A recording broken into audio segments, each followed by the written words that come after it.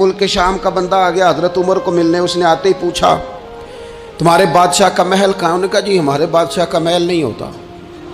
हमारे यहाँ लोगों ने समझ लिया ना कि रोब शायद कपड़ों का होता है, रोब शायद गाड़ियों का होता है, बंगलों का होता है, बहुत बड़ी कोठी का रोब होता है। और नहीं भाई, रोब तो बंदे के किरदार का होता है,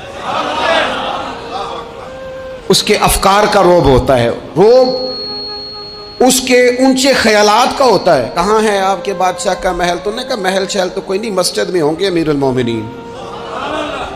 बंदा कहता है मैं सोच में पड़ गया कि जिसके नाम से मेरा बादशाह कांपता है वो मस्जिद में होगा। गनमैन ही कोई नहीं, हटो बचो ही कोई नहीं, इधर उधर ही कोई नहीं, पहरेदार ही कोई नहीं। मस्जिद में जाके पूछा जनाबे उमर? कहने लगे इधर ही थे। किधर है भाई हजरत? वो किधर है? इधर ही थे। कहने लगा मैं हैरान हो गया, ये बादशाह की बात हो रही है।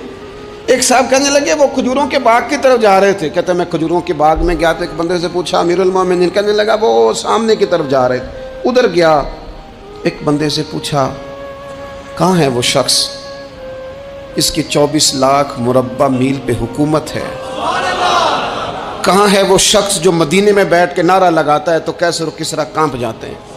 वो बंदा किधर है कि जिसकी बात जगह जगह होती है, जिसका तज़किरा सुना है कि उसे देख के शैतान भी रास्ते बदल जाता है। उन्होंने कहा वो देख रहे हो खजूर के दरख्त के नीचे कुएं के साथ मिट्टी का ढेला तकिए की जगह रख के वो जो तामत बांधे कुर्ता पहने सोया है वही तो फारूक आजम है। वो शख्स कहते हैं उमर सोए थे। शेर सोया भी हो तो उसका रोब होता है।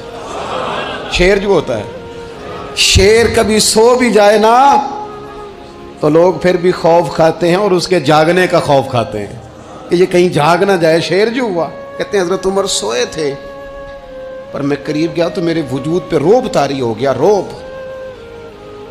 और मेरी जुबान से बेसाख्ता ये जुमले निकले कि उमर तू इंसाफ करके सोया है ना, तो मिट्टी के ढेले पे भी तुझे सुकून की नींद है। खुददारी, वकार, इज्जत, ये एहसासे कमतरी से बाहर निकलें। हमने अपने बच्चों को मसल डाला है, वो तुसी माड़े दे बच्चे हो, तुसी तो नहीं ना आगे जा सकते, वो असी गरीब लोग ना बेटे तू फलाने के साथ ना जाया।